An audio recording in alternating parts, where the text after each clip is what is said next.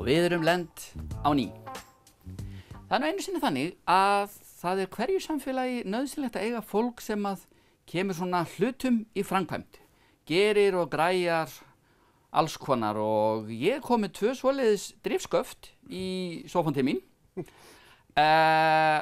Það eru þau Linda María Ásgeirsdóttir sem að fékk nýverið viðurkenningu fyrir störf sín í þágu ferðaþjónustu frá Markaðsstofu Norðurlands og hins vegar er það maður sem að alþjóð þekkir eða öll heimsbyggðin, Óskar Óskarsson.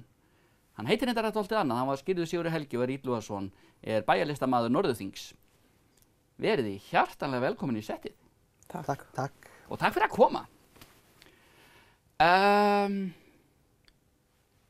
Ok, verðlaun fyrir störf í þágu ferðamennsku. Hvað gerir maður til þess að fá svoleiðis verðlaun?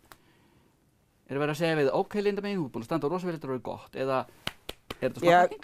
Nei, ég held bara að taka þessu svona sem bara viðurkenningu og bara smá, já, ég held að þetta sé bara nauðsynlegt. Þetta er svona, þú veist, þetta bara, hvað ég segja, peppa mann upp og svona, yes, ég er að gera eitthvað. Af því maður kannski ekki alltaf að fá svona. Nei, stundum er maður bara að tala við speilin. Já. En ég ætla að taka þér ómakið og bara einfaldlega fullyrða það að það er náttúrulega með ólíkindum hvað þú ert búin að gera út í Hrísey, hvar þú býrð. Og hérna, það er eitt og annað sem að hefur hvílt á þínum herðum. Að sjálfsögðu með mörgu öðru góðu fólki en samt sem aður. Þú ert þar eitthvað veitingastað núna, Já. Er það ekki? Verðbúinn 66. Verðbúinn 66, gengur vel? Já, það gengur bara vel. Við ætlum bara að hafa það. Er það ekki? Jú. Já, akkurat, tökum pollínuna á þetta. Já. Auðvitað náttúrulega búið að vera COVID og það er bara, nú erum við komin að upplifa aftur. Gottur og lattur, dásanlegt. Og hvað fleira er markvert að sjá að heimsækja í Hrísey? Sko, það sem er svona á huga minn mest núna er hús Hákarlajörundar, sem er sem sagt elsta húsi í Hrísey, sem var byggt fyrir Jörund Jónsson, Hákarlajörund, eins og við þekkjum hann, sem held ég svona uppáhaldsmaður byggðar í Hrísey. Hann kaupir þarna jörð og byggir þetta flotta hús og þá fer að myndast sko þorpið. Þannig að ég vil meina hann sé svona smá ættfaðir Hríseyjar og húsið hans var svo, það grotnaði bara niður og endaði í eigu kaupfélagsins sem vörugeymsla og var svo afhent, KEA átti það og afhenti það Hríseyjarhrepp með því skilyrði yrði gert upp. Og þar var pabbi minn, Ásgeir Halldórsson, svona aðal hvatamaðurinn og var náttúrulega talinn stórfurðulegur og snarklikkaður að vera að fara í að gera upp þetta gamla hús. Svona þetta er genatískt greinilega. Þetta er genatískt og það er eitthvað við þetta hús. Sko, pabbi fór í þetta og stofnaði hann eitthvað áhugafélag ásamt fullt af góðu fólki. Þú gerir aldrei neitt nema að hafa með þig gott fólk, skilur. Og mamma segir það sko að hún bjó með sko pappa og Hákarlajörundi í 15 ár. Af því að hann var bara svona obsessed, þetta var bara þráhyggja hjá hann. Já. Og þessu náði hann að smita yfir í mig, sem ég hef svo náði að smita yfir í dóttir mína, því hún hefur unnið þarna líka. Og þetta er bara nú að vera að taka sýninguna hann í gegn og var ráðinn hann sýningarstjóri. Ó, frábært. Og það er bara æðislegt að vera þarna og bara vera að vinna og taka til og bara, þetta er bara geggjað. Dásanlegt. Nú hef ég margsins komið þarna og það er frábært að ganga þarna og skoða og fá aðeins að fara í tímavél og sjá alla þessa með unni. Það er bara núna verið að ramma þetta miklu betur, það er verið að búa til svona minni sýningar og við erum ekki bara að fókusa Hákarlajörund.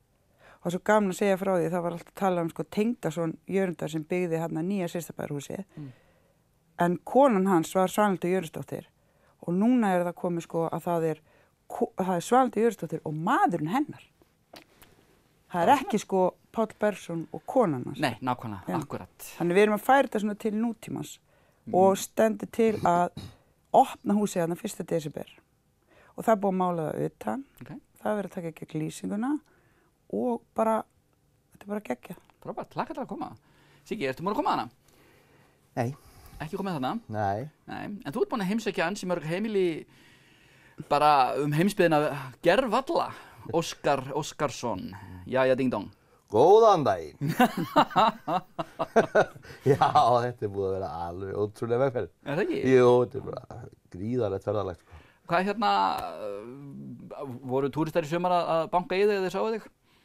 Nei, en ég heyrði af því að það var verið að spurja eftir þessum kalli, sko, í bænum. Hvort hann væri raunverulegu maður eða leikari sem væri að leika. Já, ég skil. Já, þeir vildi sjá hann, sko. Já, það ekki? Já. Þú gerir þetta næsta sumar þegar túrismi verður komin að fullt. Já, allir það ekki bara. Já, þá átt þú bara þinn stað einhver staðar. Já, þá labba ég bæinn í gulljakkanum og veifa. En bæjarlistamaður, til hamingju með titilinn. Æ, þakka þennum fyrir. Já, nú kom tími til.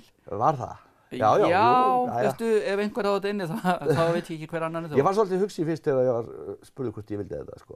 Já, ok. Já, ég fikk smá umhugsunarfrest og svo náttúrulega bara áttaði ég mig á því. Ég er búinn að vera sýnilegur dálítið lengi þarna. Hélt að allir væru leiðir á mér. En svo var ég bara þakklátur. Já.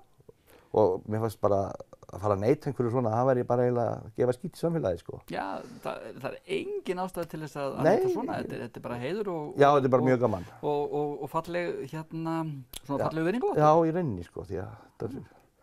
Og það er svona, maður er búinn að horfa svona mikla hvatningu. Já. Og hvernig ætlar nú að halda upp á það að vera bæjarlistamaður? Vá. Ég er að telja í tónleika. Þú ert að telja í tónleika? Já. Ekki það fyrstu, þú ert búinn að spila í hljómsveit sem varst 15, þú ert ekki 15 lengur. Nei, en þetta er svona í fyrsta skiptið sem er þetta allt saman á mínu hóstum. Það er bara Siggi Illuga heldur tónleika. Já. Og þetta er búið að vera svolítið, ég er eiginlega bara drullu stressaður, sko. Er það ekki? Jú, alltaf þegar ég kem fram þá er ég kannski með einhverjum öðrum í einhverju hljómsveit. En nú er ég bara aleinn, vísum með vinum mínum. En þetta er alltaf skrítið, það er að setja sjálfan sig svona alveg í frontinn, sko. Á leiksviðinu þá var maður að leika einhvern. Mér finnst þetta svo skrítið. Ég fæ svona kalt vatn niður bakið stundum þegar ég hugsa þetta. Vá, hvað er ég að fara að gera? En svo náttúrulega bara. Mikið lifandi skilningur, ósku finnst mér þetta gott á þig. Já, mér finnst það eiginlega líka. Nú hef ég verið með þér nefnilega í bandi og það er svona áttu til einmitt að taka 2 skref aftur á bak og... Já, það er voða gott ef einhver annar talar, sko. Já. En þú ert nú ekki einn það að vera, sko, þú ert náttúrulega söngvari, músikant og semur og búinn að leika mýmörg hlutverk sem að, þú veist, hafa fangað hug og hjörtu bara Húsvíkinga og Narsveitamanna og ansi margar annara. Þið hafið hins vegar bæði verið í leiklist. Þið hafið verið saman á námskeiði í Húsabakkaskóla. Saman í skóla. Þið voru saman í skóla, sko. Bandalags íslenskra leikfélaga á Húsabakka. Akkurat. Hún er leikstjórn og ég er bara í leikaradeildinni, sko. Ekki bara. Það er bara leik, nei. Nei, fyrirgefðu ekki, það er... Mikið lifandi og mikið held ég að leikstjóri hefði nú lítið að gera, þeir hefði nú enga leika. Já, segðu.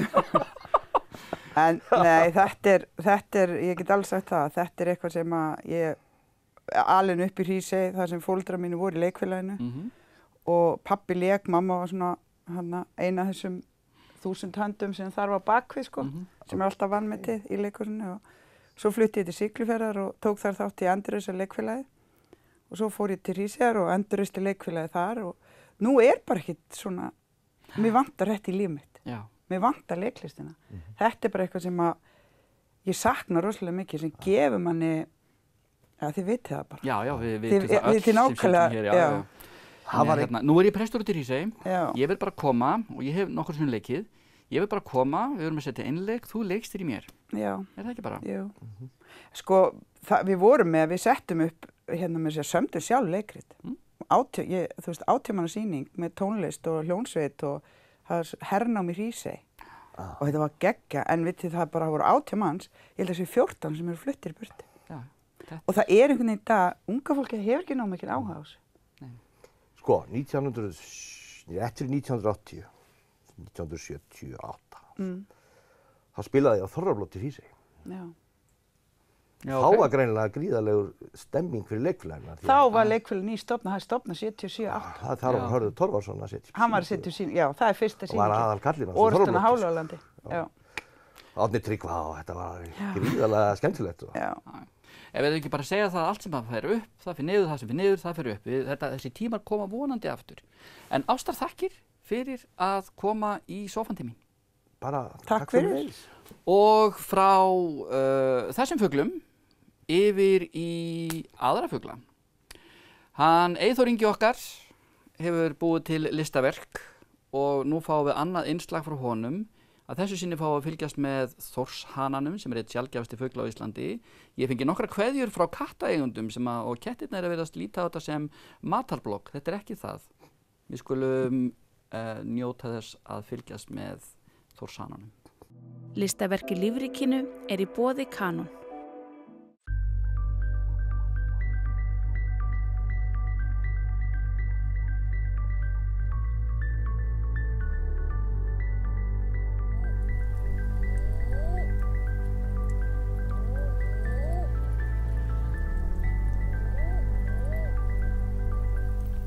Velkomin í listaverk í lífríkinu. Viðfangsefni þessa þáttar sannkallað listaverk. Þórshaninn svo sannarlega stór glæsilegu fugl. Fallegur rauðleitur sumarbúningurinn, gulur goggurinn og sérlega skemmtilegt atferli einkenni tegundarinnar.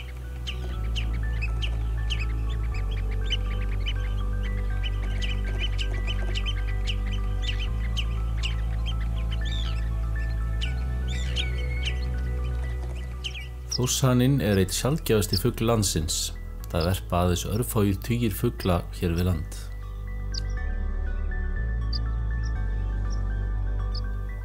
Þórshaninn hánorrænt fugl og eru varpstöðvar nyrst í Síberíu, Kanada, Alaska, Svalbarða, Grænlandi og svo nokkur pör hér á Íslandi. Þórshaninn vaðfugl en þó líka sundfugl, rétt eins og litli frændi hans Óðinshaninn. Þórshaninn kemur síðastur allra farfugla til landsins í lok maí og hann stoppar styst hér. Kvenfuglar fara yfirgefa landið í júlí.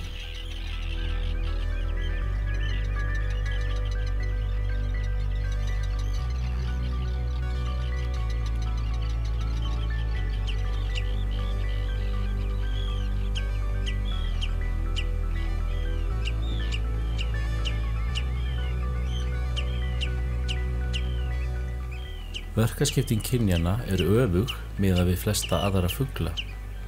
Kvenfuglarnir litríkari og þeir biðla, en karlfuglarnir liggja á eggjum og sjá ungana.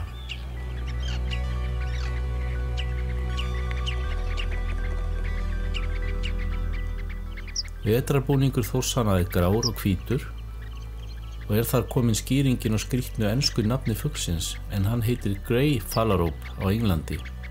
Enda sést hann ekki á Englandi nema utan varptíma, en á amerískri ensku heitir hann Red Phalarope, en varpstöðvar einmitt nyrst í Norður-Ameríku.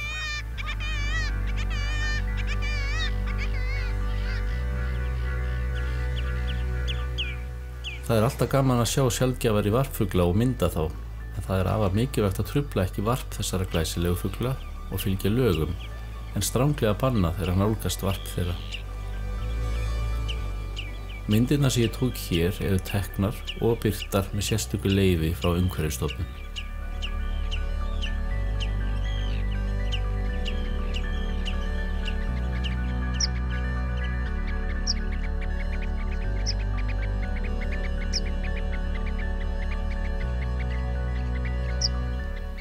Og aðeins að ljósmynduninni.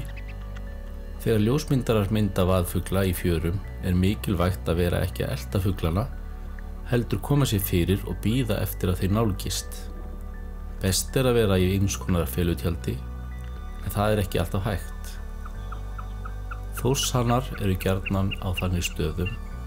Það getur verið nokkuð sóðalegt að mynda þá og ljósmyndabúnaður minn hefur aðeins fengið að finna fyrir því gegnum tíðina. Maður þarf helst að liggja á blautum leirum í fjörum, í þangi og drullu. Oftar en ekki flæðir að manni og nánast alltaf kemur maður heim sjóblautur, drullugur og kaldur. En það þess virði.